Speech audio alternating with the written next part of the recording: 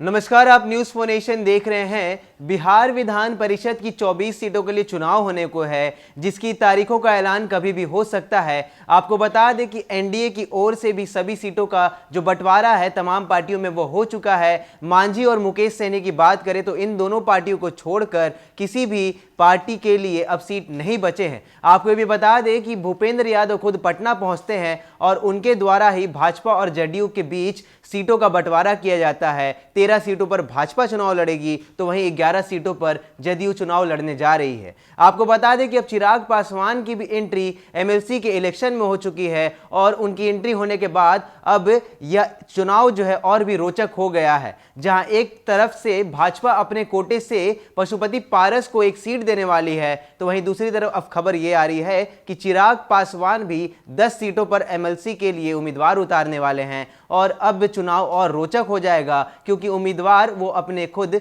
चाचा के खिलाफ उतारने वाले हैं। भाजपा कोटे की सीट पशुपति पारस को हाजीपुर से दी गई है, वहां से चिराग पासवान भी अपना एक उम्मीदवार उतारेंगे। आपको बता दें कि पशुपति पारस की ओर से भूषण राय को उम्मीदवार बनाया गया है, मगर अब भूषण राय को टक्कर देने के लिए खुद चिराग पासवान अपना उम्मीदवार उतारने वाले हैं और साथ ही साथ 24 सीटों के जो चुनाव होने को है उनमें से 10 सीटों पर चिराग पासवान के उम्मीदवार लड़ने वाले हैं। इससे साफ हो गया है कि चाचा वर्सेस भतीजा एक बार फिर से इस चुनाव में देखने को मिलने वाला है, क्योंकि 24 सीटों के चुनाव को लेकर जिस प्रकार से एनडीए में सीट बंटवारे को लेकर लड़ाई चल रही थी, तनातनी चल रही थी, उसे तो फिलहाल दूर कर लिया गया है, मगर अब चिराग पासवान की भी मैदान में एंट्री हो गई है और अपने चाचा को धूल चटाने के लिए वो खुद अब मैदान में है। देखिए हमारी ये रिपोर्ट कि आखिर किस प्रकार यह चुनाव रोचक हो गया है। स्थानीय निकाय के वोटरों से विधान परिषद की 24 सीटों के लिए चुनाव होने हैं। राष्ट्रीय जनतांत्रिक गठबंधन ने अपने प्रत्याशियों को ऐलान कर दिया है।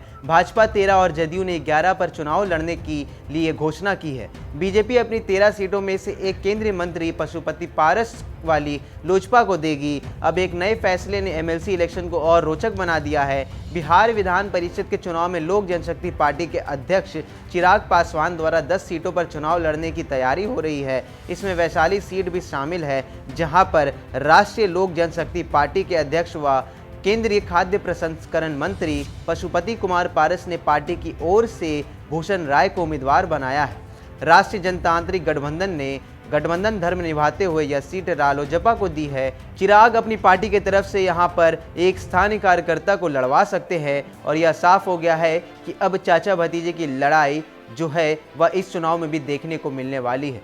लोजपा के प्रधान महासचिव के मुताबिक पार्टी के संसदीय बोर्ड ने वैशाली के अतिरिक्त नालंदा, नवादा, गया, भागलपुर, वैशाली, छपरा, बेगूसराय, सहरसा, मधुबनी और मुंगेर सीट पर चुनाव लड़ने की अनुशंसा राष्ट्रीय अध्यक्ष चिराग पासवान से की है।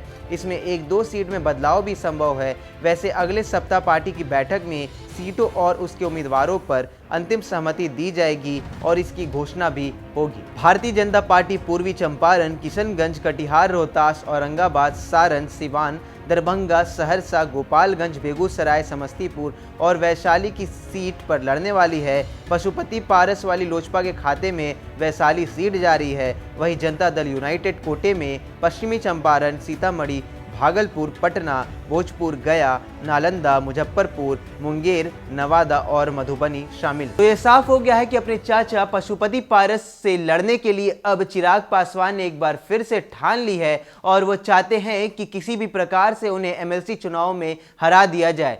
एक और बात यह भी है कि जिस प्रकार से पशुपति पारस को वैशाली सीट दी गई है, तो वहां से चिराग पासवान अपने स्थानीय कार्यकर्ता को उतारेंगे और वहां पर जीत सुनिश्चित करने की कोशिश करेंगे। मगर यह भी खबर जरूर है कि नालंदा, नवादा और गया जैसी सीटों से भी चिराग पासवान अपने कार्यकर्ताओं को उतारेंगे और वहां से जीत सुनिश्चित करेंगे। मगर जिस प्रकार से चाचा भतीजे की लड़ाई इस एमएलसी चुनाव में भी देखने को है, तो यह साफ हो गया है कि यह एमएलसी चुनाव फिर से रोचक होने जा रहा है, जहां एक तरफ पहले एनडीए में सीट बंटवारे को लेकर भाजपा और जदयू में तनातनी दिख रही थी, तो दूसरी तरफ लगातार मांझी और सहनी भी सीटों को लेकर भाजपा पर दबाव बना रहे थे। तो साफ हो गया है कि सीट बंटवारा तो हो चुका है, मगर अब चिराग पासवान की एंट्री से एमएलसी चुनाव अब और भी रोचक है। देखने वाली बात होगी कि कितनी सीटों पर किन पार्टियों को जीत मिलेगी, वह तो इलेक्शन के बाद रिजल्ट में ही पता चलेगा। तमाम खबरों में बने रहने के लिए आप देखते रहिए न्यूज फॉर नेशन। नमस्कार।